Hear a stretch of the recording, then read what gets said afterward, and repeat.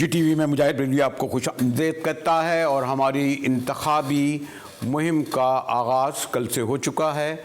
आज दूसरा दिन है। इलेक्शन में गालिबन 5 दिन रहते हैं।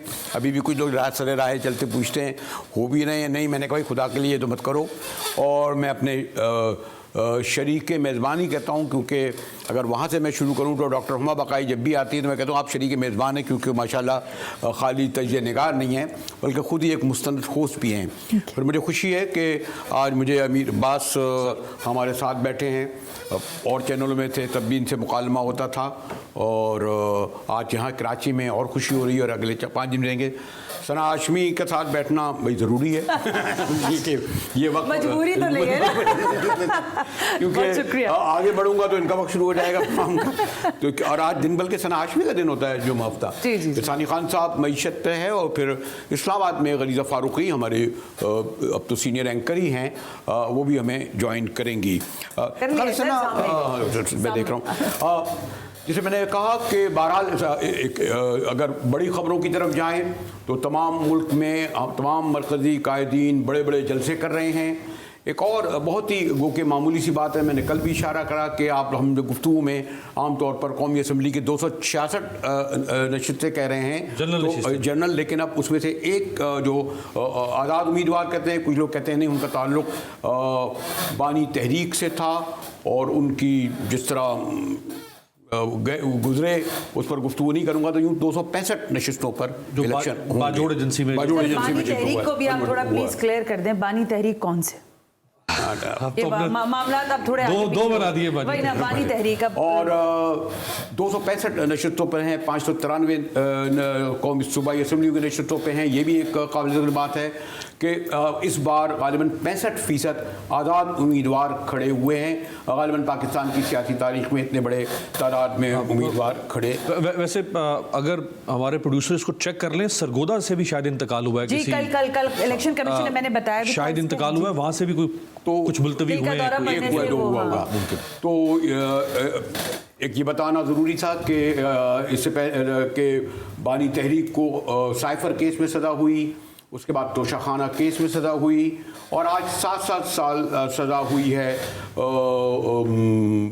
एक और केस में एक फैमिली के क्रम में। अब मैं गालिबन ये सिलसिला जारी रहेगा 8 फरवरी तक। शाहमद कुरैशी ज़रा मैं कंफर्म करूंगा कि जो नहल करार दिए जा चुके हैं उसके बाद अब ये थरपारकर से जो लड़ रहे थे अब लड़ सकेंगे या नहीं, यकीनन नहीं लड़ सकेंगे क्योंकि वो सज़ा याफ्ता हो चुके हैं। फिर जैसे मैंने कहा कि तोशाखाना केस और भी अब आने वाले दिनों में मज़ीद केसेस में होंगे। उनकी पार्टी के बारे में कुछ लोग कहते हैं आज़ाद उम्मीदवार हैं, लेकिन बाज़ जगह खड़े हुए भी हुए हैं। और मेरे ख्याल में गुफ्तगू का आगाज़ चले इस्लामाबाद से शुरू कर देते हैं क्योंकि ये खबर आ रही है। जी गलीज़ा फारूकी, इस्लामाबाद के हम हलकों पे भी आएंगे जहां कौमी असम्बली की 3 नशिस्तें हैं जी, लेकिन ओवरऑल इस्लामाबाद में इलेक्शन कमीशन की जो तैयारियां हैं, फिर इसमें सिक्योरिटी का बहुत बड़ा मसला है क्योंकि बलूचिस्तान का और फिर दीगर हलकों का, फिर KP में भी खासा खबरें आ रही हैं। तो कहा तो यही जा रहा है कि पूरे तौर पर तैयार हैं इलेक्शन कमीशन भी, सिक्योरिटी इदारे भी, पुलिस भी। इस सतह में थोड़ी ये ज़्यादती भी हुई है। कहीं यहाँ 3 तलवारों पर कोई मुजाहरा हो रहा था। मैंने पूछा कि निगरान गवर्नमेंट को क्या इस बात का इख्तियार है कि 500 लोग थे, आपने 500 FIR दर्ज कर दी, ब्लाइंड FIR। इसके मायने अगर कोई डॉक्टर हुमा का कोई ड्राइवर घूम फिर रहा होगा तो उसको नाम डाल देंगे, बेचारी छुड़ाने के लिए 2 लाख रुपए देंगी। तो ये जो अगर हो रहा है तो क्या इसमें निगरान हुकूमत का कोई किरदार है? उसको क्लैरिफाई करना चाहिए। कम से कम मैं सिंध की ज़रूरत हद तक कहूँगा, मुझे नहीं मालूम कि पंजाब और बलूचिस्तान में क्या हो रहा है। जी गलीज़ा फारूकी। बहुत शुक्रिया मुजाहिद बरेलवी साहब and happy to be part of GTV की इलेक्शन ट्रांसमिशन। इलेक्शन पाकिस्तान का, और ये ऐसा इलेक्शन है पाकिस्तान का, बल्कि हमेशा के इलेक्शंस जिनका आगाज़ इस्लामाबाद से होता है, इख्तिताम भी इस्लामाबाद से होता है। आगाज़ इस तरह से कि जिन्होंने इलेक्शंस करवाने होते हैं, चाहे वो इलेक्शन कमीशन ऑफ पाकिस्तान हो, उनका हेडक्वार्टर यहाँ इस्लामाबाद में मौजूद है। निगरान हुकूमत हमेशा की जो कि फेडरल में होती है, जिनका एक स्टेक होता है इलेक्शंस करवाने में, वो इस्लामाबाद में मौजूद होते हैं। इख्तिताम इलेक्शंस का इस तरह से कि अगले जिसने भी हुकूमत बनानी है, जिस भी पार्टी ने, ज़ाहिर है इक़्तिदार का जो मंबा है इस्लामाबाद है, यहाँ पर आकर बैठेंगे, प्राइम मिनिस्टर हाउस में आके बैठेंगे, ऑफिस में आके बैठेंगे, पार्लियामान यहाँ पर मौजूद है। तो शहर इक़्तिदार में इस दफा इलेक्शन की गहमा गहमी उस तरह से नजर नहीं आती। साथ ही जुड़वा शहर है रावलपिंडी, वहां पर फिर भी आपको जरा कुछ एक्टिविटी नजर आती है। अब रावलपिंडी की हम बात कर रहे हैं तो आज हनीफ अब्बासी के ड्राइवर को भी मारा पीटा है नामालूम अफराद ने। हनीफ अब्बासी ने उसका इल्जाम लगा दिया है अपने सियासी मुखालिफिन पे। ये इस तरह की ये आइडियली नहीं होनी चाहिए, किसी भी इलेक्टोरल प्रोसेस में इस किस्म की कार्रवाइयां नहीं होनी चाहिए, लेकिन पाकिस्तान के अनफॉर्चुनेटली इलेक्टोरल प्रोसेस का यह हिस्सा है, मार कुटाई तशद्दुद वगैरह।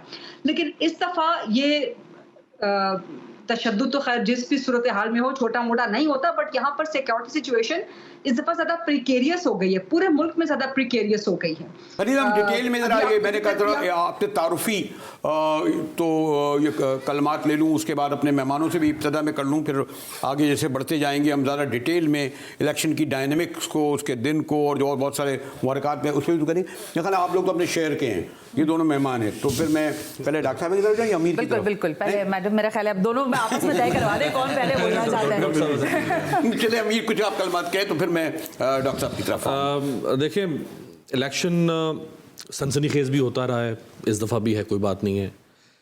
इलेक्शन में बिल्कुल हेड ऑन हेड कोलिजन भी होता है हर दफ़ा, इस दफ़ा भी है, कोई नई बात नहीं है।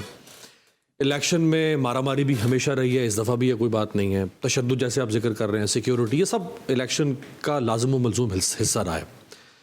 लेकिन कोई एक सियासी जमात कभी इस तरह से एलिनिएट नहीं हुई मुकम्मल तौर पे। माजी करीब में तो हमें कोई ऐसी मिसाल नहीं मिलती है। हाँ, जोड़ तोड़ ज़रूर होता रहा है हर दौर में, जो मुक़्तदर है उसका एक रोल रहा है, लेकिन एक पूरी जमात को माइनस कर देना, फिर सजाओं पे सजा हुई है, माइनस ही आप कह सकते हैं जब उनका निशान खड़ी हुई नहीं है, उनके निशान जब नहीं है। अच्छा जी, हाँ, तो कन्फ्यूजन आपने पैदा कर दी ना उसके वोटर सपोर्टर के लिए।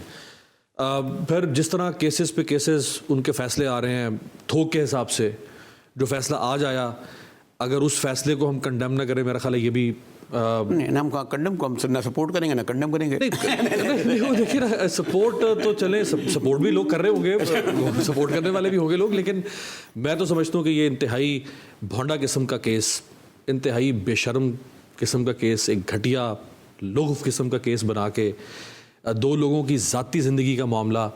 फिर हर सियासतदान जिसने दूसरी शादी की होगी तो हमें देखना पड़ेगा कि उसने किस मुतलका तलाक याफ्ता खातून से शादी की और क्या उस तलाक याफ्ता खातून की इद्दत पूरी हुई थी या नहीं हुई थी। फिर ये सारा कुछ मैं हुआ को किस तरह लेके सनद पूछे तो फिर वहाँ की तरफ आ जाता हूँ, लेकिन जी हुमा ये जो अमीर कह रहे हैं इसको एक मैं ख्याल अगर इस ये पूरे एक अलग मौजू हो जाएगा, लेकिन मैं यदि आप माशाल्लाह इंटरनेशनल सूरत हाल पे रखती हैं, कहा जा रहा है कि 14 मुल्कों में इलेक्शन होने जा रहे हैं इस साल, हिंदुस्तान में भी होंगे। ओवरऑल मैंने कहा ना, not only student but as a teacher of political international politics, और आपका क्योंकि बहुत ज़्यादा डिफरेंट जो है सर्कल में उठना बैठना भी होता है। हम लोग तो प्रोफेशनल एंकर हैं ना, हमें तो काम ही करना है, रोज़ दिहाड़ी लगाते हैं हम। आप किस तरह देखती हैं? चलिए, अच्छा हुआ आपने मुझे जो इंट्रोडक्शन थी वो मेरी तालीम से वाबस्तगी से बात शुरू कर दी कि मेरे लिए बात करना आसान हो गया। तो मैं हवाला दूंगी, हम एक दूसरे को जो भी बात कहें वो कह सकते हैं, लेकिन जो इंटरनेशनल हवाला है उस पर बात कर लेते हैं। तो स्टैनफोर्ड में एक पेपर छपा है जिसमें उन्होंने कहा कि इकोनॉमिक रिसेशन तो दुनिया को तंग कर ही रही थी, लेकिन इस वक्त जिस तौर के इलेक्शंस बिलखुसूस साउथ एशिया में हो रहे हैं वहाँ डेमोक्रेटिक रिसेशन है। तो हमने एक इंतहाई मैनेज्ड, मैनिपुलेटेड, इंजीनियर्ड इलेक्शन देखा बांग्लादेश में, और जो वहाँ पे जो नताइज आए और जिस तरह एक पार्टी को पाबंद सलासत किया गया और जो कुछ उसके साथ किया गया वो सबको पता है। फिर उसके बाद अब एक इलेक्शंस हैं जो इंडिया में भी होंगे। इंडिया सेकंड लार्जेस्ट, बल्कि मैं तो अब समझती हूँ the largest democracy in the world. वहाँ पे भी अयोध्या का और बाबरी का किस्सा है और माइनॉरिटीज़ का कार्ड है और टॉक्सिक पॉलिटिक्स है मोदी की, जो इलेक्टोरल गेन्स के लिए, जिसमें पाकिस्तान के साथ मखासिमत भी शामिल है और उनका ये नैरेटिव वहाँ बिकता है। फिर आप पाकिस्तान की तरफ आ जाइए, हम भी इलेक्शंस में 4-5 रोज़ के अंदर चले जाएंगे। और ये बात तो अब वाज़े हो गई है कुल्ली तौर पर कि शायद ये इलेक्शंस जो हैं वो one of the most polarised elections हैं। हमारी कोई इलेक्शंस की हिस्ट्री कोई बहुत उम्दा हिस्ट्री नहीं है। हम बहुत दफ़ा इलेक्शंस करते हैं, लेकिन क्या हम अच्छे इलेक्शंस करते हैं? बिल्कुल नहीं। तो पहले हमें 71 के इलेक्शन से डरावा दिया जाता था। इस वक्त जो इलेक्शन है वो 71 से भी ज़्यादा प्रिकेरियस इलेक्शंस है। और उसकी वजह सिर्फ ये नहीं है कि हम माशी तौर पर बिल्कुल स्ट्रैंगुलेटेड हैं, हमारे बॉर्डर्स होस्टाइल हैं, हम इंटरनली पोलराइज्ड हैं, और जो हमारे इदारे हैं, जो हमारे इंस्टीट्यूशंस हैं, वो आपस में भी झगड़ रहे हैं और अंदर भी झगड़ रहे हैं। और ये झगड़ा अब इस तौर वाज़े हो गया है कि आपको जुडिशरी में पोलराइजेशन नज़र आती है, आपको, मुझे दुख होता है ये कहते हुए, अफवाज में भी पोलराइजेशन की बात होती है और एंकर्स में भी पोलराइजेशन है। तो मुझे इससे पहले के अच्छा एक अच्छा वक्त होता है कि आमतौर पर एक मैंने ये देखा है कि जब कोई गुफ्तगू रवा हो ना तो एक ब्रेकिंग न्यूज़ रह जाती है। तो आप समझ जाना। मेरे ख्याल है आप क्योंकि शरीक मेज़बान हैं जी सर, बिल्कुल। और आपको पहला ब्रेक आपको लेना है, इसलिए ज़रा सानी खान से सब कुछ पूछ लें इस इलेक्शन को। एक तो ये इलेक्शन की इकॉनमी एक अलग है, यानी हमें तो ये इल्म है, अगर इलेक्शन कमीशन को इस बार गालिबन सबसे ज़्यादा फंडिंग की गई है जो पिछले इलेक्शन से ज़्यादा है, गालिबन 49 बिलियन उनका बजट है। ये अलग बात है कि कितनों की ज़मानतें जब्त होंगी, नॉमिनेशन पेपर से उन्हें कितना मिलेगा, और खुद इलेक्शन कैंपेन कितनी महंगी है। तो इस हवाले से सानी खान साहब से पूछे, फिर आप आगे बढ़े। जी, I would just like to make a small comment. Pakistan के ये इलेक्शन मुनफरिद इस नुक्ता नज़र से भी है कि जो मईशत है इस वक्त सबसे क्रिटिकल और इम्पॉर्टेंट एस्पेक्ट है।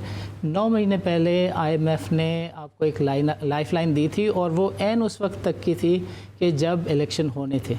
यानी अब इलेक्शन हो रहे हैं तो हमें आखिरी ट्रांच आ रही है, और मई में अगर हम IMF के पास दोबारा नहीं जाते तो पाकिस्तान के लिए संजीदा मसाइल हैं। और पाकिस्तान की मईशत के ऊपर, और जो हुमा बकाई साहिबा फरमा रही थी, मैं उसका थोड़ा सा कनेक्शन बताता हूँ आपको इंटरनेशनल पर्सपेक्टिव में। मेरे ख्याल में वो ब्रेक के बाद बताइएगा। एक लाइन मैं भी कहूँगी, बात मुकम्मल नहीं हुई, बस मैं एक लाइन कह रही हूँ कि देखिए, मैंने आपको बांग्लादेश और इंडिया के इलेक्शंस का मुआवजा किया था ना मुजाहिद, वही बात है जो सानी कह रहे हैं, वो मईशतें स्ट्रॉन्ग हैं, हमारी मईशत भी कमज़ोर है। ओके, आप अपनी बात कंप्लीट कर लें सानी साहब, फिर मैं कंटिन्यू करती हूँ। तो बस मुझे इतना कहना था कि कोई ना कोई तो रीज़न है, बैनुल अक़वामी ज़रूरत है जिसके तहत पाकिस्तान को हमेशा जकड़ के रखा जाना मकसूद होता है। और इस दफ़ा भी आप देखें, हालांकि IMF का जो प्रोग्राम है वो 3 साल का हो सकता था, मगर उसको जिस तरह PTI के टाइम में लिंक किया गया था इलेक्शन के साथ, इस दफ़ा भी नई गवर्नमेंट अगर आती है तो उसको दोबारा IMF के पास जाना होगा और IMF की टर्म्स एंड कंडीशंस के साथ आगे बढ़ना होगा। ये तो मेरा ख्याल है इसमें दो राय नहीं है कि ये तो सभी को कहते हैं ना, वो सबको पता है कि IMF ही है वो आखिरी छड़ी जो चलेगी तो पाकिस्तान की मईशत चलेगी। लेकिन आप सारे लोगों की इजाज़त से मैं ज़रा चाह रही थी कि पाकिस्तान, ये तो एक बहुत ही ब्रॉडर प्रोस्पेक्ट है जिस पर हम बात करना शुरू हो गए हैं स्टार्ट में, लेकिन जो हल्कों की सियासत है, अमीर अब्बास साहब, उमा साहब आप भी, और मुजाहिद साहब तो खैर बड़ा घूम कर आए हैं। लाहौर की जो पल्स है, मैं थोड़ी सी उस पर बात करना चाह रही थी। इस दफ़ा कौमी असम्बली की 14 और सूबाई असम्बली की अमीर साहब 30 वहाँ से नशिस्तें, जो मेरी PCR टीम है अपने साथ साथ चीज़ें भी चलाती रहे ताकि हमारे नाजरीन भी देख सकें। लाहौर में आप समझते हैं कि NA 130 का जो लाहौर है, इसका पुराना हल्का था NA 136, यहाँ पर बड़ा मुकाबला है। इस दफ़ा आपको क्या लग रहा है, मियाँ मोहम्मद नवाज शरीफ वर्सेस यास्मीन राशिद? अब ये वाला मैं आपसे अमीर साहब पूछना चाहूँगी। इसमें और इंटरेस्टिंग साथ में कर देंगे बिलावल का जो वो बिलावल वाला आ गया, हाँ, बिलावल वाला 27 है, 27 है। और यहाँ पे क्या देख रहे हैं? कांटे का मुकाबला होगा। रियली? यस, इंटरेस्टिंगली बिल्कुल होगा। ऐसा नहीं है कि मियाँ साहब अगर जीत भी गए तो ऐसा नहीं है कि मियाँ साहब को बिल्कुल कोई फ्री एग्जिट मिलेगा। अच्छा, सख्त मुकाबला होगा। PTI का वोटर बहरहाल उसके सबसे कंफ्यूजन जो पैदा कर देगी ना, वो इंतखाबी निशान है। आई नो, ये बहुत बड़ी कंफ्यूजन है, भांत के अजीब किस्म के, किसी को बैंगन दे दिया है, किसी को जूता दे दिया है, तो किसी को तवा दे दिया है, तो किसी को कुछ दे दिया। ये इससे एक वो डाइवर्जन होगी ना क्रिएट। तो आप सब तो एक्सपर्ट्स बैठे हैं, इसको क्या प्री पोल रिगिंग कहते हैं? नहीं, देखिए एक और बात है कि मैं जरा लाहौर के बाद इस्लामाबाद पे भी आऊंगा, लेकिन एक बात आप जरूर लाहौर के बाद एक बात देखिए है, ना, एक चीज कंप्लीट कर लेना, मुझे रुक जाए। देखिए वो जो बात उन्होंने की है प्री पोल रिगिंग की, मैं उसी तरफ ला रही थी आपको। यास्मीन राशिद साहिबा, जब ज़ाहिर नाम लेने पे तो कोई पाबंदी नहीं है, फिर पीटीआई पे भी कोई पाबंदी नहीं है। अब आप कह रहे हैं कन्फ्यूजन है, लेकिन हम पिछली नशिस्त में अपनी रात वाली में ये बात कर चुके हैं कि आजकल जो है वो सोशल मीडिया का दौर है, लोगों को पता है कि किसका कौन किस तरह से नेक्सस है। आप समझते हैं वो कहीं ना कहीं हेल्प आउट कर जाएगा? मैं एक और इजाफा इसमें कर दूं अमीर, जैसे इसमें प्रॉब्लम ये कि इलेक्शन की दिन की जो डायनेमिक होती है, आपको यानी आप सब लोग सीरियस लोग हैं, वो दिन 226 या 236 पोलिंग स्टेशन होते हैं, आपको कम से कम 500 जो है वो दिन वहाँ बंदे चाहिए होते हैं, 500 कम से कम पोलिंग एजेंट्स हैं, पोलिंग एजेंट्स मिलना। इस तरह आमतौर पर ये होता है कि बाद लोगों के पास अंदर बैठने के लिए लोग नहीं होते। अब इसका अगर जिस तरीके से उनको बाहर किया जा रहा है, तो किस तरीके से वो 1000 लोगों को लेकर अंदर आएंगे? और कैंडिडेट खुद भी तो जेल में पड़ा हुआ है ना, वो कहाँ से लाएगा? नहीं, कई सारे आप देखिए जो बिगर इशू है, जो मैं तो सिर्फ पॉलिटिकल साइंस के पॉइंट ऑफ व्यू से बात करती हूँ, अगर लो टर्न आउट होता है तो भी इलेक्शन डायनेमिक्स ख़राब हैं, और अगर हाई टर्न आउट होता है तो जो फोर्सेस अनलीश होंगी उनको काबू करना मुश्किल है। तो मेरा ख्याल है कि ये इश्यूज हैं, इलेक्शन डे के डायनेमिक्स इंतहा से ज़्यादा इंपॉर्टेंट है। या तो इतनी डिसल्यूजनमेंट हो जाएगी कि वोटर निकलेगा ही नहीं, या इतना गुस्सा और रिजेंटमेंट होगा ये जो कुछ हो रहा है कि फिर बहुत वोटर निकलेगा। अच्छा, मैं अमीर साहब आपकी इजाजत से जरा गरीदा की तरफ जा रही हूँ, फिर मैं आपके पास गरीदा फारूकी साहब। जी, मैं इसीलिए पूछना चाह रही थी। गरीदा फारूकी साहब, मैंने आपके भी बहुत सारे जो हल्के में प्रोग्राम्स आपने किए वो हमने देखे टेलीविजन स्क्रीन पर। आप फरमाइएगा कि ज़ाहिर है कुछ चीज़ें बड़ी पिक्चर पर जैसे कहते हैं आयाम तो हैं, लेकिन मुकाबला तो फिर भी बहरहाल होना है। मैं जिस खुसूसी तौर पर हल्के की बात कर रही हूँ, मियां मोहम्मद नवाज शरीफ वाले, उस पर आप फरमाइएगा। यास्मीन राशिद साहिबा ज़ाहिर है उनके वर्सेस खड़ी हुई हैं, ये हल्का है, तो आप यहाँ पर आपको क्या पल्स मिली है लोगों की, किस तरह के क्या डायनामिक्स चेंज हुए हैं 2018 के मुकाबले में? वोटर सपोर्टर की जो सिंपैथीज हैं वो कहीं एक तरफ तो नहीं चली गई हैं? अच्छा, चूंकि मैं इस हल्का से प्रोग्राम करके आई हूं और ये चीज जहन में रखिए कि हल्का नवाज शरीफ का, मुस्लिम लीग नून का, ये उनका होम ग्राउंड है जी, और यहाँ पे उनका होम क्राउड है। यहाँ से हमेशा से खासतौर पे 1980 की दहाई से हमेशा मुस्लिम लीग नून ही जीतते चली आई है। ठीक हो गया। गुज़श्ता इलेक्शन में यास्मीन राशिद यहाँ से 3 बार खड़ी हुई हैं और तीनों बार यहाँ से मुस्लिम लीग नून से हारी हैं। 2018 में यहाँ पर कंपैरेटिवली एक अननोन कारकुन को खड़ा किया था मुस्लिम लीग नून ने, वो भी यहाँ से जीत गए थे। अच्छा। आप अंदाजा लगा लें कि यहाँ पर जो वोट है, जो वोटर है वो पक्का नून लीगी वोटर है। हाँ। तो मैं ये नहीं कहूंगी कि नवाज शरीफ को यहाँ से हराना आसान होगा, लेकिन इस दफा यास्मीन राशिद के पास एक सिंपैथी का वोट भी मौजूद है, तो वो सिंपैथी का वोट जो है कैपिटलाइज हो सकता है, वो कैटापुल्ट हो सकता है एक अच्छी तादाद में। 2018 की निस्बत में यास्मीन राशिद को पाकिस्तान तरीके इंसाफ को वोट मिल सकता है, लेकिन कांटे का मुकाबला आप फिर भी इसको नहीं कह सकेंगे, बिकॉज इसमें ज्यादातर वो इलाका आता है जो कि लाहौर का अंदरून का इलाका है। अंदरून लाहौर का टिपिकली वो इलाका है जो कि मुस्लिम लीग नून से एसोसिएटेड है, जहां का बड़ा हार्ड सपोर्टर है PMLN का। लेकिन इस दफा जो डिलिमिटेशन हुई है बहुत इंटरेस्टिंग हुई है, खासतौर पर पंजाब में भी, लाहौर में भी। इसीलिए आपने एक और बात भी तो है, जो मुकाबला तो उस वक्त हो कि वो उम्मीदवार भी आज़ाद हो, उसके जो 1000 के कम से कम तो लोग चाहिए है ना, पोलिंग के बाहर और पोलिंग के अंदर जो पूरी साइंस है, कम से कम 200 गाड़ियां तो चाहिए होंगी ना कम से कम उसको, यानी पूरे इलेक्शन के दिन का जो लोग तो कहते हैं उस दिन का खर्च इतना होता है जितना पूरी कैंपेन का खर्च होता है, और वो बहरहाल जरूरी होता है। तो अभी भी जो ऑपोजिट कैंडिडेट है गरीदा साहिबा, उनके पास तो कुछ भी नहीं है, तो फिर ग्राउंड तो बिल्कुल खाली है जीतने वाली के लिए। नहीं, तो ऑपोजिट कैंडिडेट को, अगर आपका इशारा यास्मीन राशिद की तरफ है, तो किसने कहा था यास्मीन राशिद साहिबा को कि वो 9 मई को हमला करे कोर कमांडर पे? किसने कहा था? मुस्लिम लीग नून ने कहा था, पीपल्स पार्टी ने कहा था, एस्टैब्लिशमेंट ने कहा था। किसने कहा था आपको कि आप उठ के 9 मई को कोर कमांडर पे हमला करना शुरू कर दें? आप जिन्ना हाउस पे हमला, अभी एक अलग मौजूद निकल आएगा कि 9 मई एक बड़ा क्वेश्चन है, क्योंकि इसमें मैं फिर भी डिटेल में नहीं जाऊंगा वरना फिर हम इससे बाहर निकल जाएंगे इलेक्शन से, और मुझे कहा जा रहा है एक ब्रेक। कि बहरहाल 7 माह बाद अब तक ये काफ़ी अर्सा था, इवन मिलिट्री कोर्ट के जरिए भी उन तमाम लोगों को बगैर कन्विक्शन तो आप किसी को नहीं रख सकते ना, और वाकई उन्होंने किया है। नहीं, लेकिन इसमें एक जुमला मुझे कहने की इजाजत दीजिए। देखिए ब्रेक पे जा रहे हैं, लेकिन ब्रेक से जाते जाते मैं सिर्फ ये कहना चाहूंगी 22 अगस्त भी देखा है, 9 मई भी देखा है, और अब पता नहीं और मजीद मुझे नहीं पता, लेकिन फिलहाल एक ब्रेक देखना रह गया। ब्रेक लीजिए, वापस आते हैं तो कुछ मजीद डिबेट करेंगे इलेक्शन पाकिस्तान का।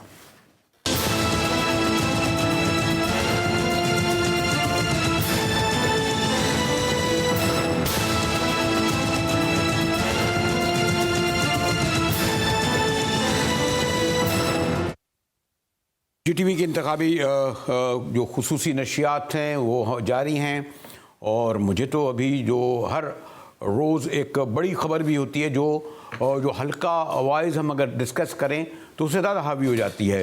मसलन अगर बानी तहरीक का जिक्र किया जाए कि उन्हें एक और सज़ा हो गई, उनके मुखालफिन का जिक्र किया जाए तो फिर उनके बहरहाल एक वर्जन आता है कि 9 मई। लेकिन मैंने थोड़ी से मैं कराची, सक्खर, मुल्तान, पिंडी, पेशावर जगह गया हूँ। ओवरऑल ये नहीं कि मैं, और आप ये भी नहीं होता कि मैं एक से बात करूँ, बल्कि कोशिश ये होती है कि वहाँ का जो मरकज़ है यानी घंटा घर है, कोई और मरकज़ी जगह सदर है, वहाँ और 15-20 लोग खड़े होते हैं। सॉरी टू से, शायद मेरी ज़ाती राय हो, उसको सना आप ठीक कर दिएगा। मैंने वहाँ किसी आदमी से, जो इन पूरे अरसे में 4 दिन ने बताया, 9 मई के हवाले से गुफ्तगू करते हुए नहीं देखा। ये इंटेलेक्चुअल्स हैं, डॉक्टर साहब हुए, अमीर साहब वगैरह हुए, आप लोग हुए, ये तो करते हैं, लेकिन मैंने एज सच किसी आदमी को पेशावर में, मुल्तान में, सक्खर में, कराची में, अब I don't know what the reason. अच्छा, लेकिन मेरा ख्याल है गरीदा की तरफ मैं जाके फिर इस डिस्कशन को मजीद ओपन करते हैं। गरीदा साहब, आप जो गुफ्तगू कर रही थी उससे फिर हम आगे चलते हैं। देखिए, अगर मैं बात कर रही हूँ हल्का NA 127 लाहौर की, तो बिलावल साहब के यहाँ मैंने पाकिस्तान पीपल्स पार्टी के बहुत सारे लोगों से सवाल किया कि सिंध के आप दम भरते नहीं ख़त्म होते, लेकिन यहाँ पे बिलावल ने ज़ाहिर बिल्कुल खुला मैदान छोड़ा। NA 127 को उन्होंने वहाँ चॉइस उनकी बन गई। अब उनके जो मदे मुकाबिल हैं वहाँ पर अताउल्लाह तारड़ साहब हैं, इनकी अपनी एक लेगेसी भी है, हिस्ट्री भी है, लेकिन ये मुझे बताइएगा कि ये हल्का कितना वाइब्रेंट है मुस्लिम लीग नवाज के लिए, और जो एंट्री है बिलावल भुट्टो की इस हल्के में, इसने कितना डेंट आपको नजर आता है कि दिया है उस हल्के में? बहुत शुक्रिया सना हाशमी साहिबा, and thank you very much for coming back to Islamabad again. मैं आपसे रिक्वेस्ट करूंगी, आप सारे बड़े मोहतरम कॉलीग्स हैं मेरे, 4-5 लोग आप लोग कराची में बैठे हुए हैं। कराची वालों का इस्लामाबाद के साथ वैसे शिकवे शिकायत बड़े होते हैं, लेकिन आज मैं माइनॉरिटी में हूँ, आप लोग कराची वाले जो है मेजॉरिटी में मौजूद है, तो जरा हाथ हौला रखे और जरा मेरी बात। आप भी आने वाली हैं हेडक्वार्टर, आप भी आने वाली हैं, बस पीर का इंतजार। अच्छा, 9 मई को हम ऐसे ब्रश असाइड नहीं कर सकते। इस इलेक्शंस में बहुत बड़ा फैक्टर है 9 मई का। This is the one of the turning factors, one of the decisive factors. This could be the make or break factor of this elections. So 9 मई को हम ऐसे ब्रश असाइड नहीं कर सकते। और मुजाहिद बरेलवी साहब का एक्सपीरियंस सर आंखों पे, उनकी जितनी भी इंट्रैक्शन हुई बहुत एहतराम की नजर से, लेकिन जिन लोगों से पब्लिक से मेरी बात हुई इलेक्शन कवरेज के दौरान या अभी भी बात होती है, 9 मई के हवाले से लोग बात करते हैं, कंसर्न्स उनके हैं, ये नहीं होना चाहिए। और अगर अवाम के जहनों में कहीं पर भी कोई शकूक व शुबहात हैं, तो हमारा फर्ज है बतौर सहाफ़ी कि हम इन शकूक को दूर करें। आपका एहतजाज करने का हक है, आपके लीडर को सजा हुई, कोई भी आपके सियासी ग्रीवेंसेस है, जरूर करें। पाकिस्तान का आइन, पाकिस्तान का कानून प्रोटेक्ट करता है आपके राइट्स को, लेकिन कहीं हक नहीं देता कि आप किसी के भी जाती गरीजा आप पॉइंट में आ गया, टाइम का बताया हुआ बकाई। क्या ये हमारा फर्ज है, या ये कह रही है कि हम सहाफ़ी के शकूक शुबहात दूर करें, या ये उन लोगों का कि जिन लोगों को 9 माह मिले थे वो इसमें मेखान में काफ़ी टाइम होता था? यही बात मैं अमीर से भी पूछूंगा कि इस केस के बारे में। मैं तो 2 बहुत छोटी सी बातें आपकी गोश गुजार करूंगी, और डिस्कशन थोड़ा ट्रैक से हट गया है, लेकिन गुजारिश ये है कि 9 मई के हवाले से तो बहुत तशहीर हुई अखबारात में भी और टेलीविज़न पे भी। वहाँ पे पूरे बच्चों को और लोगों को ले जाया गया और वहाँ उन्होंने स्टेटमेंट्स दिए। तो इन सम वेज़ 9 मई को लेकर एक जहन साजी की कोशिश तो की गई। अभी गरीदा बीबी ने ही फरमाया था कि शायद सिंपैथी वोट हो यास्मीन राशिद साहिबा के लिए, और ओवरऑल भी ये बहस आती है ना कि जी PTI में carry the sympathy vote, right. तो अगर आपने फिक्सेशन कर दी है और ये डिसाइसिव फैक्टर है, तो ये तो डिसाइसिव फैक्टर फिर PTI के फेवर में जा रहा है, क्योंकि फिर ये जनरेट कर रहा है सिंपैथी वोट। और बावजूद उस मल्टी प्रोंग स्ट्रैटेजी के जिसके तहत ये कहा जा रहा है कि एक जमात को मार्जिनलाइज किया है, आप अग्री कर रहे हैं, इंटरनेशनल मीडिया अग्री कर रहा है, मकाले छप रहे हैं, प्रोग्राम्स हो रहे हैं, तो ये तो कहीं ना कहीं बात स्टैब्लिश हो रही है ना। तो फिर आप मुझे बताइए कि ये 9 मई डिसाइसिव तो हो गया, लेकिन फिर 9 मई पॉजिटिवली डिसाइसिव हुआ उस जमात के लिए जिसने किया, क्योंकि आप कह रहे हैं कि संगठन की बात करेंगी ना, वो आज हम लोग कुछ बात कर रहे थे रहमान और बाकी सारे मामला, फिर वो हीरो बन के सामने उभरे ना। अगर ये सब मुलव्विस हैं तो उनको तो इलेक्शन कमीशन ने इजाजत क्यों दी? कन्विक्शन नहीं हुई ना। मैं आ रही हूँ। मुझे बरेलवी साहब, मेरी आंखों के सामने एक जज के सामने, फर्ज कर लें काजी फाजिल साहब के सामने एक बंदा मर्डर हो जाता है, वो काजी उनको जात है, क्या वो without following the due process of law उसको फांसी दे सकते हैं? ये क्या बात है भाई? कोई ड्यू प्रोसेस भी तो है, कोई कन्विक्शन होगी तो मैं किसी के खिलाफ मुद्दई बन सकता हूं कि इसने 9 मई किया, इसने सकूते ढाका किया, इसने फलां किया, मैं तो मुद्दई हूं ना, मैंने कंप्लेंट कर दी। ड्यू प्रोसेस, अब उसको कन्विक्शन अदालत सजा देगी तो वो मुजरिम करार पाएगा ना, उससे पहले तो वो मुलजिम है। तो मैं चूंकि मैंने एफआईआर कर दी उसके खिलाफ, जो मुजरिम है वो इलेक्शन से बाहर है। अच्छा, अब आज सारे लोगों से मेरी अपील है कि हम लोग इलेक्शन की ट्रांसमिशन कर रहे हैं, तो प्लीज इलेक्शन के फ्लेवर को बरकरार रखिए और इलेक्शन पे भी बात कीजिए। ये भी इलेक्शन का एक हिस्सा है, जो बातें आप लोग कर रहे हैं, मैं मानती हूँ, लेकिन जरा बहुत हार्शली नहीं मैं चाहती कि उन चीजों को हम डिबेट करें। सिस्टम में खराबियां, अमीर अब्बास साहब जिसकी तरफ आप इशारा कर रहे हैं, मैडम कह रही हैं, सानी साहब कह रहे हैं, या मुजाहिद या गरीदा साहबा का जो क्लेम है वो बिल्कुल दुरुस्त है, लेकिन हकीकत हाल ये है, आप लोग भी जानते हैं कि पाकिस्तान में इलेक्शन ऐसे ही होते आए हैं। देखिए 2018 में वो, कल भी मैं सुन रही थी, हमारे साथियों में से रहे साबिर शाकिर साहब की एक वीडियो बड़ी वायरल हो रही थी, 10 साल की सजा, 10 साल की सजा। तो हर एक पर कड़ा वक्त आया है, सब उसी टनल से होके गुजर रहे हैं। बट ये लाजमी तो नहीं ना, अगर कुछ गलत हुआ है माजी में तो उसको हमने फिर, लेकिन सर अब जारी रखना है कि आज भी हम करके रहेंगे। उससे ज्यादा अफसोस की बात ये है कि अगर कंटिन्यूटी ऑफ डेमोक्रेसी है तो जो कस्टोडियंस ऑफ डेमोक्रेसी हैं वो क्या आज ये कह रहे हैं कि क्योंकि हमारे साथ गलत हुआ एक दफा तो अब दूसरे के साथ गलत होना सही हो गया, इसलिए so do two wrongs make a right? जी नहीं, नॉट एट ऑल। मैं हुमा साहिबा से एक बात की दूं। हुमा साहिबा, सारे जलसे देखिएगा, अभी 2 दिन के ही देख लीजिए, खुश नहीं है, अगर कह भी रहे हैं तो वो जो चेहरे की तमानत है वो बता रही है कि खुशी कहीं ना कहीं महसूस हो रही है उन जलसे जुलूसों में। सानी साहब, आपकी तरफ आते हुए फिर मैं ज़रा गरीदा की तरफ जाती हूँ। आप कह रहे हैं इस वक्त जो सेटअप मखलूत हुकूमत का है, देखिए मैं जितनी बातें सुन रही हूँ, बिलावल भुट्टो साहब हर जलसे में कह रहे हैं कि हम स्ट्रेंथनाइज नहीं करेंगे PMLN की गवर्नमेंट को, ठीक है, विच मीन्स के वो कायदे हिज़्ब इख्तिलाफ तो बनेंगे लेकिन उनके साथ नहीं बैठेंगे। इस सूरत हाल में आप बताइएगा मुझे कि मईशत के लिए किस तरह के आपको लग रहा है कि इनको फौरी, जिसे कहते हैं ना, मेजर्स लेने पड़ेंगे, वरना ऐसा होगा कि हाथ से मामलात निकल जाएंगे, जो कि हमेशा निकल जाते हैं। देखिए इस स्टेज को, कैनवस को एक इकोनॉमिस्ट ज़रा डिफरेंटली देखता है। ओके, अगर आप हमसे पूछें तो पाकिस्तान के वो मसाइल जो कि पिछले 30 साल से जूं के तू हैं, उसको इस गवर्नमेंट ने रिजॉल्व किया है, अपने वाइट पेपर्स छापे। और अगर आप मुझसे पूछें कि स्टेज क्या सेट हो रहा है, तो ये स्टेज एग्जैक्टली वही सेट हो रहा है कि जो PMLN की मौशी पॉलिसीज़ कहती हैं। ओके, सबसे बड़ी चीज़ है सर्कुलर डेट, वो इशू इन्होंने रिजॉल्व कर दिया। सबसे उससे बड़ी चीज़ थी महंगाई, गैस, बिजली, तेल, यू नेम एनीथिंग, डबल कर दी। और वो वाले इश्यूज़ की जो PMLN time and again bills नहीं ला सकती थी, वो बिल्स ये गवर्नमेंट लेकर भी आई और उसने इसको पास भी कर दिया। ऐसे ही है। सो अगर गॉड फॉरबिड, मैं कहता हूँ गॉड फॉरबिड, PMLN नहीं आती और पीपल्स पार्टी जैसी कोई माशी साइड पे, allow me to use this word which I say sorry first, कि फारिग, इकोनॉमिकली फारिग जमात भी आ जाती है ना, तो उसके लिए भी इतना प्यारा स्टेज मिल रहा है कि वो 2 साल बहुत अच्छे निकाल जाएंगे।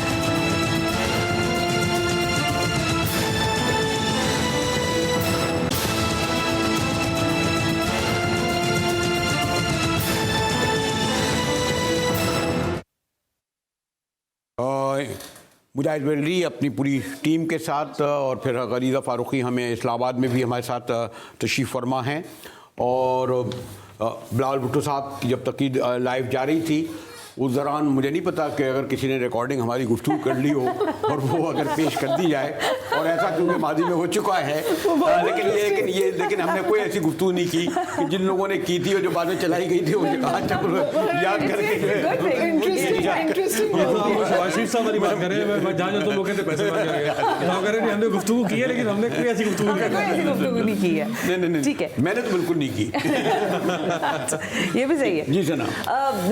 मैं बात ये करना चाह रही थी कि अभी तक जहाँ तक हमने कोशिश की इलेक्शन का फीवर जो मुजाहिद साहब बार बार हमें कॉरिडोर्स में कहते हुए नजर आ रहे हैं कि वो हाई हो गया है, तो बिलावल साहब बड़ी अभी हुमा साहब आप कह रही थी कि एग्जॉस्ट कैंपेन अभी तक हम देख रहे हैं since last 2 months I believe Bilawal Bhutto साहब अग्रेसिव पॉलिटिकल कैंपेन पे हैं और ये जो इस वक्त हम पूरी सियासी बिसात देख रहे हैं इसका जो बाय डिफ़ॉल्ट बेनिफिशरी है वो पीपल्स पार्टी है। पीपल्स पार्टी के पास क्रेडिबिलिटी गैप नहीं है, पीपल्स पार्टी के लिए ट्रस्ट गैप नहीं है और जो इनफैक्ट अगर आपने बिलावल की तकरीरें देखें वो तकरीबन पीटीआई को कल्टिवेट करते हैं जी। वो पीटीआई वालों से ये कहते हैं कि आप हमारा साथ दें, अपना वोट ज़ाया ना करें, अपना वोट ज़ाया ना करें। वो वोटर से भी यही कह रहे हैं और इंडिपेंडेंट्स को इंडिविजुअली भी यही कह रहे हैं। एंड आई थिंक इस तरह से जो पॉलिटिकल फुटवर्क है वो पीपल्स पार्टी का बहुत स्मार्ट है। पीएमएलएन का साथ इस वक्त बहुत सारे बैगेज हैं। एक तो देखिए जी 16 महीने का बैगेज है ही है, उस पर भी आपके इकोनॉमिस्ट और अच्छा कमेंट कर देंगे, लेकिन उससे भी जो बड़ा बैगेज है ना वो जो सिंपैथी वोट है, अगर जनरेट हुआ है तो वो सिंपैथी वोट किसके अगेंस्ट गया है? वो सिंपैथी वोट पीपल्स पार्टी के अगेंस्ट नहीं गया है, वो पीएमएलएन के अगेंस्ट जा रहा है। और तीसरी जो उनकी सबसे मुश्किल चीज़ है वो ये है कि उनके अंदर की जो चपखलिश है वो नज़र आती है। आपको जितनी भी कॉर्डियल नज़र आ जाएं, शहबाज, नवाज शरीफ साहब, मरियम बीबी और हमज़ा, वो जो अंदर चपखलिश है, पावर पॉलिटिक्स है, वो बिल्कुल बिल्कुल वाजे है। और फिर देखिए जो थर्ड फैक्शन है जिसके बारे में शायद हम कम बात करें, अगर आप मुझे इजाज़त दे दें, वो ये जो इस्तेकाम पार्टी है, जहांगीर तरीन साहब जो है ना, अब पंजाब में ये कहा जा रहा है कि शायद अलीम एंड पीएमएलएन, अच्छा जब ये अलीम और पीएमएलएन मिलते हैं ना तो फिर संपत्ति डॉक्टर साहब हमें आप पार्टी पर बड़ी रवां गुफ्तगू कर रही थी और हमें शर्मिला फारूकी जो अब बहरहाल अब तो मैं कोई बिल्कुल कहूँगा कि अब एक पीपल्स पार्टी की सीनियर रहनुमा है और अगर चलते चलते इस बात का भी इतराफ़ कर लूँ कि आजकल थाना कचहरी की बात हो रही है तो एक वक्त में इन्हें खुद थाने और कचहरी में रहना पड़ा और फिर गरीज़ा फारूकी को भी हम ज्वाइन करेंगे। शर्मिला अभी भी बड़ी जो इंतखाबी मुहिम चल रही है हम देख रहे हैं बिलावल साहब की, लेकिन बहरहाल सवाल तो ये है अभी अमीर अब्बास करते तो ज़्यादा बेहतर था, मैं करूँगा तो क्योंकि थोड़ी सी हमारी आपकी न्यायबंदी है कि बहरहाल आपको 12-13 साल मिले, हेल्थ में करा या ओवरऑल हुआ, लेकिन बहुत सारे लोग कहते हैं कि नहीं जितना बड़ा काम होना चाहिए था मैं भी थोड़ा बहुत गया। और तो ये जो नया मंशूर आया है, ये मंशूर तो 3 बार पहले भी आपका था, इस मंशूर में पहले भी कमिटमेंट थे और ये कम नहीं होता, फ्री हैंड भी मिला था, एक ज़माने में मरकज़ में भी हुकूमत थी। जी शर्मिला। जी अस्सलाम वालेकुम बरेलवी साहब, थोड़ी सी ऑडियो क्लियर नहीं है लेकिन मैं आपका सवाल समझने की कोशिश कर रही हूँ और उसका जवाब देती हूँ। आपने मंशूर के हवाले से भी बात की और आपने शायद सेहत की सहूलियात के हवाले से भी बात की। देखिए जहाँ तक सेहत की सहूलियात का ताल्लुक है तो पाकिस्तान पीपल्स पार्टी ने सिंध में जिस उस हवाले से बहुत अच्छे काम किए हैं। अगर आप गम्बट के अंदर फ्री लिवर ट्रांसप्लांट का इंस्टीट्यूट देख लें, आप NICVD देख लें, आप SIUP के सैटेलाइट यूनिट्स देख लें, ये तमाम चीज़ें ये पाकिस्तान में नहीं मुहैया नहीं है, ये सिर्फ और सिर्फ सिंध में ही मुहैया है। आपको मेरी आवाज़ आ रही है? जी जी जी जी शर्मिला। सॉरी मुझे थोड़ी सी खांसी भी है। जहाँ तक ताल्लुक है मंशूर का, देखिए मंशूर में वो तमाम बातें की हुई जो इस वक्त एक आम आदमी के मसाइल हैं और उनके हल की बात की है। एक आम आदमी क्या चाहता है? सस्ती बिजली चाहता है, एक आम आदमी चाहता है कि तनख्वाहों में इजाफा हो, एक आम आदमी चाहता है कि सेहत की सहूलियात हो, मज़दूर चाहता है कि उसकी मज़दूरी उसे मिले, किसान चाहता है कि उसको सब्सिडी मिले। ये तमाम चीज़ें बिलावल भुट्टो ज़रदारी साहब बात कर रहे हैं और उसका हल भी दे रहे हैं। कोई और जमात अवामी मसाइल पे बात ही नहीं कर रही। गरीज़ा भी मैं आपने पंजाब को खासा ट्रैवल भी किया है, हम नून लीग और पीटीआई पर तो बहुत गुफ्तगू करते हैं, लेकिन ये जो एक एग्रेसिव मुहिम चलाई जो पंजाब पीपल्स पार्टी से छीना था या लॉस कर गए थे, अब आप समझ रही हैं कि इतनी जो इन्होंने मुहिम चलाई है, शायद इनका ख्याल ये भी है, और आपने देखा होगा कि वो जो नवाज शरीफ पर ज़्यादा अटैक इसलिए बिलावल साहब कर रहे हैं और बहुत ही बिलो द बेल्ट बाद वक्त, कि वो पीटीआई के वोटर्स को, हामियों को, यूथ को अपनी तरफ अट्रैक्ट करना चाहते हैं, कैच करना चाहते हैं। क्या इसमें वो कुछ कामयाब हुए, और इससे क्या हम पास्ट के 2018 के मुकाबले में पीपल्स पार्टी को ज़्यादा नशिस्तें पंजाब में, खासतौर जनूबी पंजाब में लाते हुए देखें? गरीदा, ये सवाल आपका मुझसे मुजाहिद रेलवी साहब। जी गरीदा से मैं मालूम करना चाह रहा था ताकि तो रिक्वेस्ट आपसे मैं दोबारा करूंगी कि मेरा जवाब अगर मुकम्मल कंप्लीट होने दें, क्योंकि कंप्लीट होता नहीं है और आप लोग माशाल्लाह काफी लोग वहां बैठे हुए हैं। NA 127 की भी इससे पहले बात हो रही थी। पीपल्स पार्टी बहुत अरसे से पंजाब में एक तरह से स्लीपिंग मोड में आई हुई थी, रिडंडेंट हुई हुई थी। उसे कम से कम बिलावल भुट्टो के इस लाहौर में NA 127 में खड़े होने से और पंजाब में एग्रेसिव इलेक्शन कैंपेन करने से कम वोटर को चार्ज अप जरूर कर दिया है। अगर हम ये कहें कि पीपल्स पार्टी रिवाइव हो गई है पंजाब में, तो that would be far stretched. ये कहना अभी दिल्ली हनूज दिल्ली दूरदर्श की तरह होगा, लेकिन कम से कम वोटर को जगा दिया है। जो वो एक डीप स्लम्बर में सोए हुए थे, उसमें से कम झंझोड़ दिया है। अब मामला ये है कि पंजाब में खला तो मौजूद है, पाकिस्तान तरीके इंसाफ की तरफ से, पाकिस्तान तरीके इंसाफ का ही क्रिएटेड खला मौजूद है। उसे किसी तरह से कैप्चर करना है पाकिस्तान पीपल्स पार्टी ने। उसके लिए बिलावल भुट्टो की मुझे नजर आती है 2 pronged स्ट्रेटेजी। एक तो वो अट्रैक्ट कर रहे हैं यूथ को, जब वो कह रहे हैं कि जी मैं यूथ कार्ड प्रोवाइड करूंगा।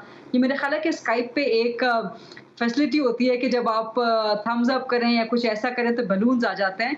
हम सेलिब्रेट नहीं कर रहे हैं यहाँ पर किसी पार्टी के इलेक्शन में विन को, या आई थिंक अब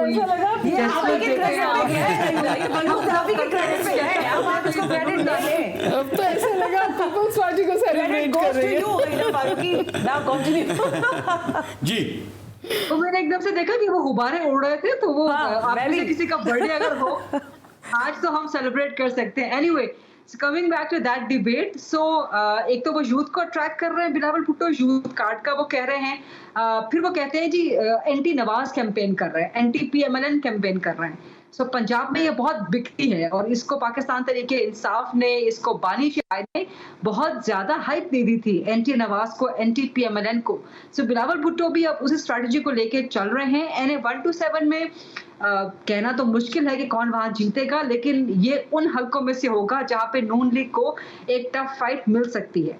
और ये इस हलके में बड़ा मिक्स वोट है। मुस्लिम लीग नून का वोट आपको नजर आएगा, पीपल्स पार्टी का बहुत अच्छा वोट इस इलाके में मौजूद है। NA 127 जहां से बिलावल खड़े हो रहे हैं, तारुल कादरी का बहुत अच्छा वोट है, जिससे बिलावल ने बड़ी स्मार्ट मूव की और तारुल कादरी का वोट अपने साथ मिला लिया।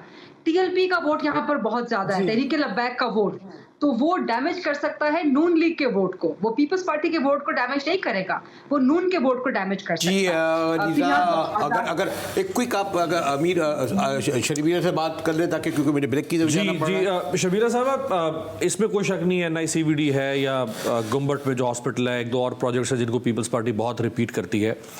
लेकिन जब तनकीद होती है तो वो तनकीद इस पर्सपेक्टिव में होती है कि 15 साल पाकिस्तान में किसी एक एडमिनिस्ट्रेटिव यूनिट पे किसी और सियासी जमात को अनइंटरप्टेड कंसेक्यूटिव हुक्मरानी का हक नहीं मिल सका। इवन शहबाज शरीफ, आप ये तो नहीं कहा था आप क्रिटिकल सवाल ही करे भाई, आप सवाल के बारे में पूछ सकता था। ये नहीं है, ये बात तो नहीं। मैं तो अच्छे आदमी हम लोग पूछने बात को बैलून बना। जी शर्मिला आप कोई कहें तो मुझे ब्रेक की तरफ जाना है। शर्मिला फारूकी, जवाब दूं मैं? मुझे थोड़ी समझ आई ये बात। जी शर्मिला, अमीर अब्बास साहब ने शायद कुछ कहा कि 15 साल इक़्तिदार में रहे, और तनकीद किस बात पे होती है? जी तनकीद इस बात पर होती है कि जो 15 साल के मुताबिक जो तरक्की होनी चाहिए, या जिसको आप रिलेटिव डेवलपमेंट कहते हैं, दुनिया के बाकी मुल्कों में होती है, उस तरह की डेवलपमेंट या उस तरह की तरक्की नहीं हो सकी सिंध में। देखिए अमीर अब्बास साहब, अब ये सब्जेक्टिव है।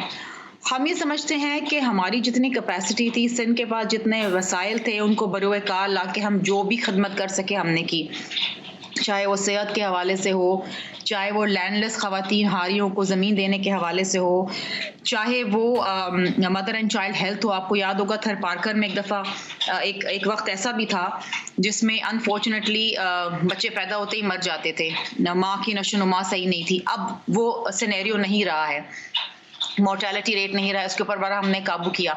इसी तरीके से कराची के हवाले से तनकीद होती थी कि कराची में ट्रांसपोर्ट सिस्टम नहीं है, अच्छा वो भी हम ले आए हैं।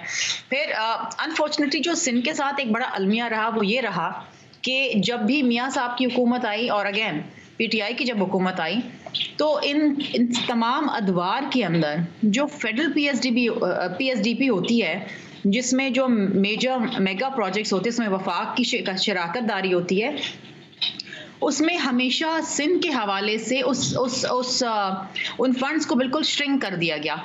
मतलब आप अगर समझे कि पीपल्स पार्टी के दौर में अगर 27% पीएसडीपी होती थी सिंध के लिए, तो मियाँ साहब और इमरान खान के दौर में वो श्रिंक करके 2% पे ले आए।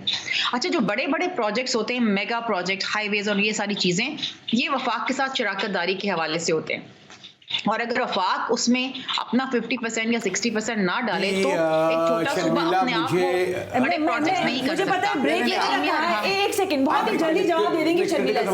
नहीं मैं कुछ बहुत लाइटर नोट का सवाल है शर्मिला फारूकी साहिबा। पीपल्स पार्टी की गवर्नमेंट ने ही काम किया है, वफाक में इसमें कोई हेल्प नहीं आई। Can you hear us? जी, मैं एक छोटी सी गुजारिश आपसे पूछना चाह रही थी। देखिए, आपके खिलाफ अलायंस बना है हुकूमत बनाने के लिए, MQM और बाकी GDA। मैं जा रही हूँ ब्रेक पर, सब्र फरमा लें आप लोग प्लीज। एक छोटा सा सवाल है और उसका छोटा ही जवाब होगा। वजीर आला इस बार पाकिस्तान पीपल्स पार्टी का ही होगा या आपको लगता है कि किसी किस्म का कोई सरप्राइज आपको भी सिंध में मिल सकता है? बड़ा आसान सवाल पूछ लिया वही ना, खुशफहमी में कोई ना रहे जी कि पीपल्स पार्टी के अलावा कोई और किसी और जमात का कोई वजीर आला होगा। इंशाल्लाह ताला हमें पूरी उम्मीद है। और अभी भी आप देखें, बिलावल भुट्टो जरदारी साहब का मीरपुर खास करंट जलसा था और बारिश है वहां पर और शदीद ठंड है, और उसमें आप वो क्राउड देखें, लोग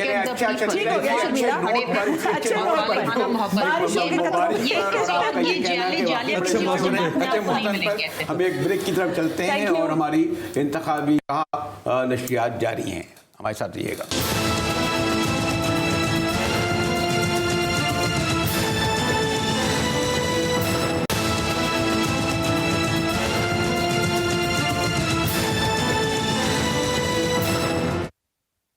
यहाँ इलेक्शन पाकिस्तान का, जिसमें अब उंगलियों पे दिन गिन सकते हैं। वक्त का मसला है, आपको इल्म है कि एडवर्टाइजिंग अपनी जगह, फिर मेहमान बैठे हैं।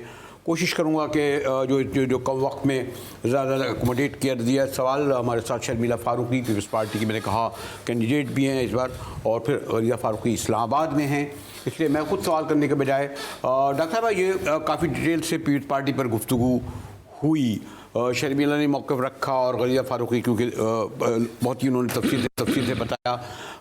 क्या हम अब ये कहना मुश्किल है सिंगल लार्जेस्ट पार्टी, लेकिन केपी में मुझे लगा थोड़ा सा इन्होंने इम्प्रूव किया है। बल्चिस्तान में तो खैर झोली में आ गिरे हैं खुद ब खुद सरदार। सिंध साउंड है। पंजाब, जैसे कि गरीदा कह रही थी, इतनी जल्दी रिवाइवल नहीं हो सकता, जनूबी पंजाब में 2-4 बड़ी नशस्तें हों, तो ज़रा शर्मिला से डिस्कस करके अगर आप पंजाब में सरप्राइजेज आएंगे और इन इलेक्शंस में बहुत सारे सरप्राइजेज हैं, वज़ीर आला का भी और वज़ीर आज़म का भी। आप बात कर लेते ना शर्मिला से। मैं शर्मिला साहब की तरफ बिल्कुल जा रही हूँ। शर्मिला साहब, अभी हम मंशूर की ना वैसे भी बात कर रहे थे ऑफ कैमरा भी, तो बड़ा अच्छा एक ज़रा नारे सुनने में, वादे देखने में और बताने में बड़े अच्छे लगते हैं, लेकिन हमारे यहाँ अब एक रुझान ये है कि हमें यूथ को जो है किसी भी तरह से इंटरटेन भी करना है, उसको अप्रोच भी करना है। तो सारे आपके मंशूर को मैंने पढ़ा जहाँ तक, उसमें ज़रा बहुत सारे वादों के साथ साथ यूनिवर्सिटी, नौकरियाँ, इस तरह की सारी चीज़ें हैं जो कि बहुत अच्छी हैं।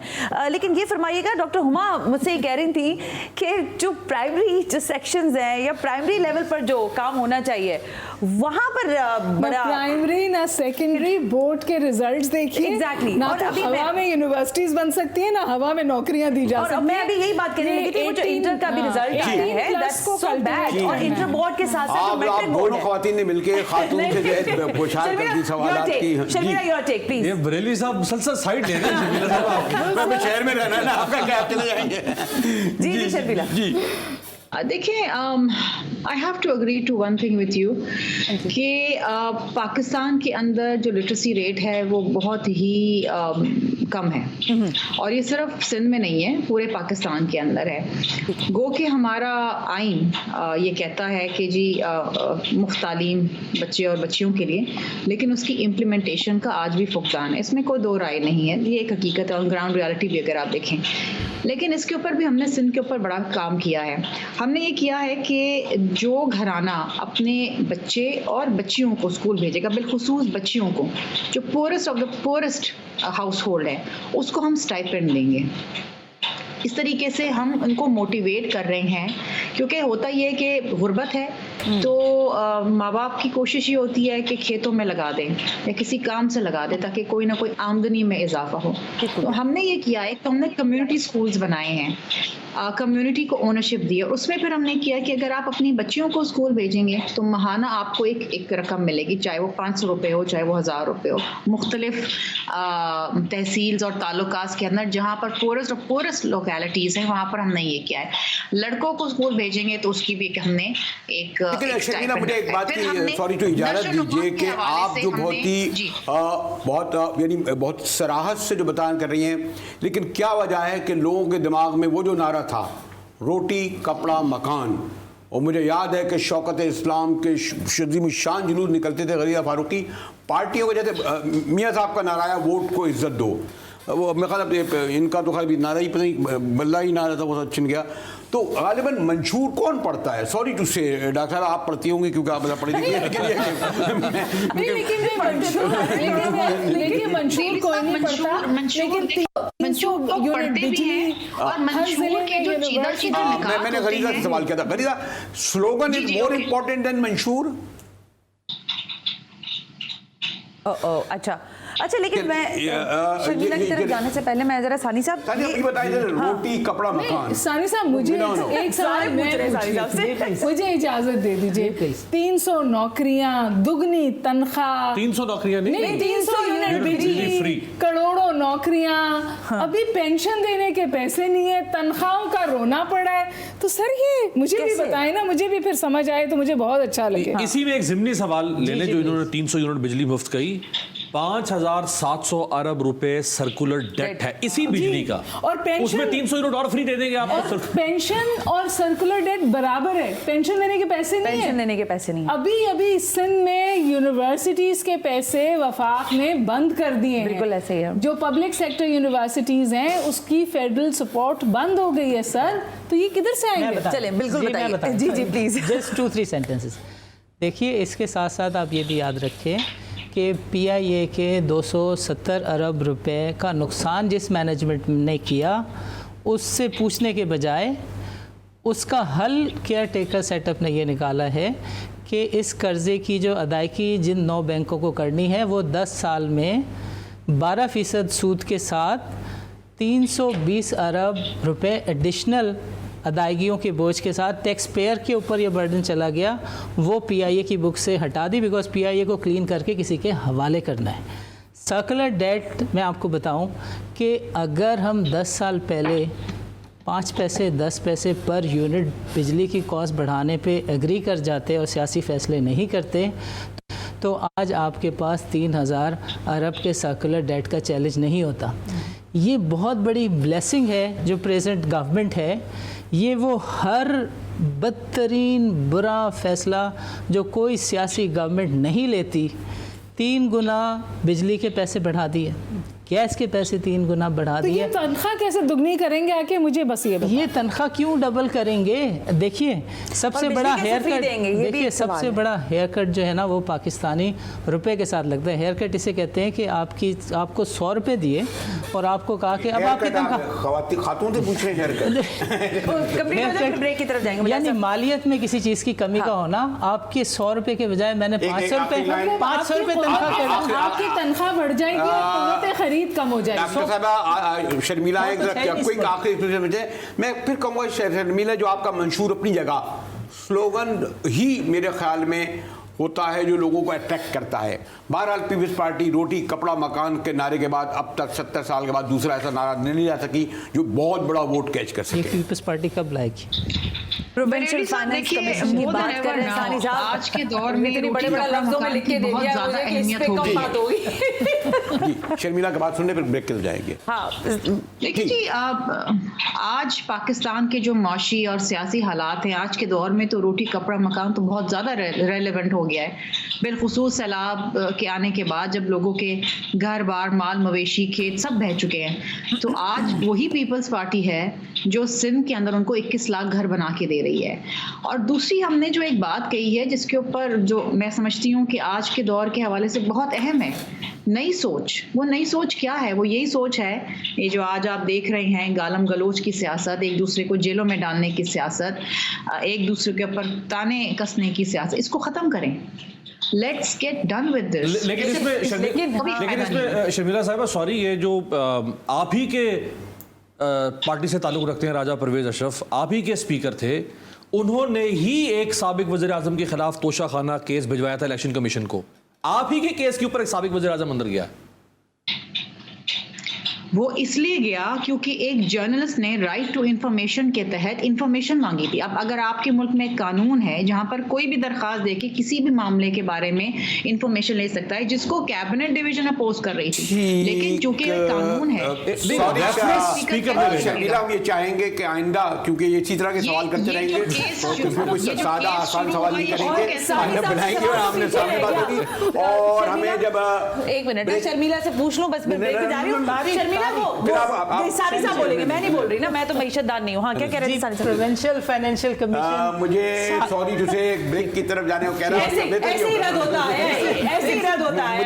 मुझे बहुत ही तवज्जो से ब्रेक की तरफ कहा जा रहा है। ऐसे ही रद्द होता है। शर्मिला फारूकी, आपका बहुत शुक्रिया, और मैं चाहूंगा आप यहाँ आए और इन लोगों को वो दूर सामने बैठ के, और जब हम ब्रेक के बाद आएंगे तो आखिर में डॉक्टर साहिबा जो है हम सबको एक लेक्चर देंगी कि सवाल आइंदा किससे करना।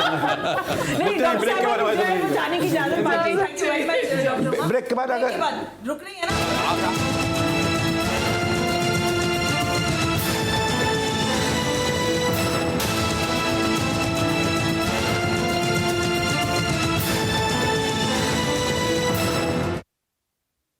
मुजाहिद बल्वी एक बार फिर अपने, आप देखें सानी बैठे हैं, सना बैठी हैं, अमीर, और अभी याद कर रही थी हुमा बकाई के जी हम पहले कब मिले थे। मैं बिल्कुल इनसे, मैंने कहा जी अभी कोई 2-4-5 साल पहले मुलाकात हुई है हमारी, और ये बात दुरुस्त है कि मेरे ख्याल में जो इस वक्त हम लोग तो खैर एंकर लोग हैं, प्रोफेशनल हैं, लेकिन डॉक्टर साहिबा के को हमने इसलिए रहमत दी कि नेशनल इंटरनेशनल इश्यूज़ पर नहीं बल्कि ट्रैवलिंग भी इनकी बहुत है, और वहाँ से डॉक्टर हुमा, अगर मैं इस एंगल से पूछूं, जैसे बाहर की दुनिया पाकिस्तान के इलेक्शन को किस तरह देख रही है?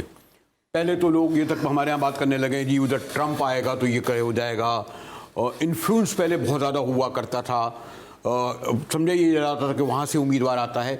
इस वक्त जो सिचुएशन में जो इलेक्शन को आप देख रही हैं, आउटसाइड वर्ल्ड किस तरह देख रहा है?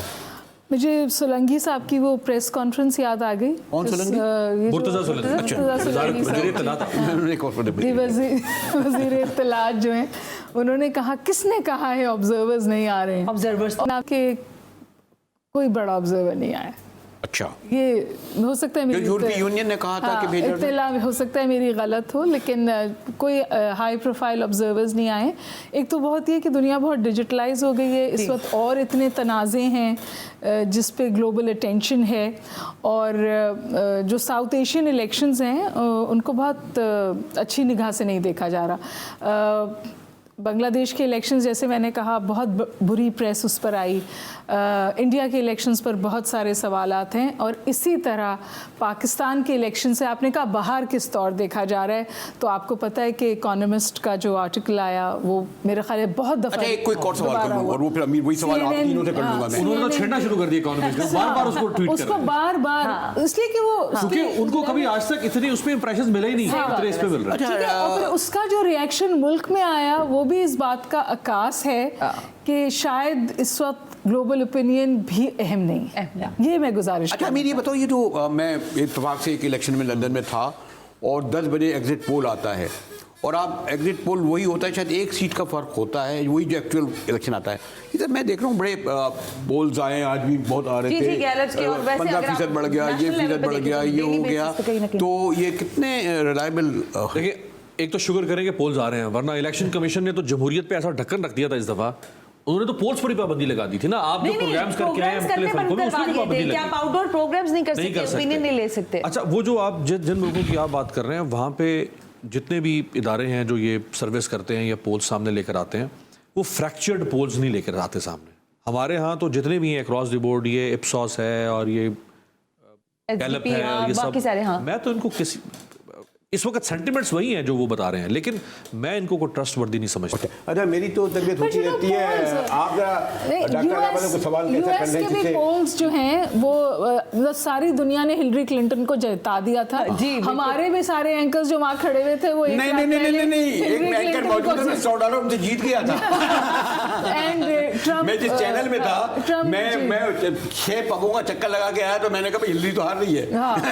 बट हिलरी के लिए बहुत, मैं आई कैन नेम पीपल जिन्होंने बिल्कुल बरमला कहा कि हिलरी क्लिंटन आएंगी, और उनकी भी एक डीप स्टेट है, उसका ख्याल था कि हिलरी क्लिंटन ही आएंगी, लेकिन आए डॉक्टर साहब ये बताएं कि अमेरिका का तो वर्ल्ड ऑर्डर है, डेमोक्रेसी, ह्यूमन राइट्स, वो इन्हीं 2 चीज़ों के नाम पर मुल्कों पर चढ़ाई कर देता है। अब तो बहुत सवाल है उस पर। तो ये हमारे इलेक्शन पे ना EU का कोई ऑब्जर्वेशन आ रही है, ना अमेरिका की आ रही है, ना बरतानिया की, ना कॉमनवेल्थ की, ना UN, ये सारे मर गए हैं क्या? ये कोई भी इंटरेस्ट मेरा ख्याल है बहुत कम हो गया। इंटरेस्ट भी लो है। जो दीगर तनाज़े हैं इस वक्त दुनिया में, for example the Gaza conflict, आप इस वक्त देखिए कि बिल्कुल अनहोनी बात हुई है। अमेरिका में जो एम्प्लॉयज़ हैं, हुकूमत के, स्टेट के एम्प्लॉयज़ हैं, उन्होंने लिख के देना शुरू किया है कि अब हम अपनी हुकूमतों का साथ नहीं दे सकते। सो देयर आर, कह रहे हैं ना, कई नई चीज़ें नॉर्मलाइज हो रही हैं, वो ये भी तो हो सकता है। लेकिन देखिए, मैं हमेशा एक बात कहती हूँ, ऑर्डर जो है वो तब्दील हो गया है। लेकिन आप मुझे बताएं ना बीबी, क्या वर्डिक्ट ऑफ हिस्ट्री तो कहीं नहीं गया ना? क्या जो कुछ आजकल जुडिशरी में हो रहा है, क्या उस पर वर्डिक्ट ऑफ हिस्ट्री नहीं आएगा? क्या 71 पे हमूदुर रहमान रिपोर्ट आपने ओपन नहीं की, पर रिपोर्ट तो आई। लेकिन डॉक्टर साहब ये भी तो हो सकता है ना कि उनकी खामोशी, मैंने कहा था डॉक्टर लेक्चर देंगी, आप उसमें भी मुझे तो चुप कर नहीं पाते इनमें तो मेरा हाथ बनता है भाई। डॉक्टर साहब फिर भी मुझे कहा यह जा रहा है कि खासतौर पर मैं, हम लोग तो मैंने कहा कि हाउस के एंकर हैं, हाउस अरेस्ट है, घर के हैं, लेकिन ख़ास तौर पर डॉक्टर मोहम्मद बकाई ने तो हमारी इजाज़त पे इनका एक शुक्रिया। लेकिन हमारी नशियात जो हैं वो अब हम ख़बरों के बाद जाएंगे। 10 बजे नशियात फिर शुरू होंगी। हो सकता है कुछ घंटे 2 आप मुझे गैर हाजिर देखें, वो शायद और लोगों के लिए बेहतर भी होगा। नहीं, बिल्कुल ऐसे ही है। 9 बजे का आप खबरनामा एंजॉय कीजिए, और उसके बाद अमीर अब्बास साहब तो यहीं हैं।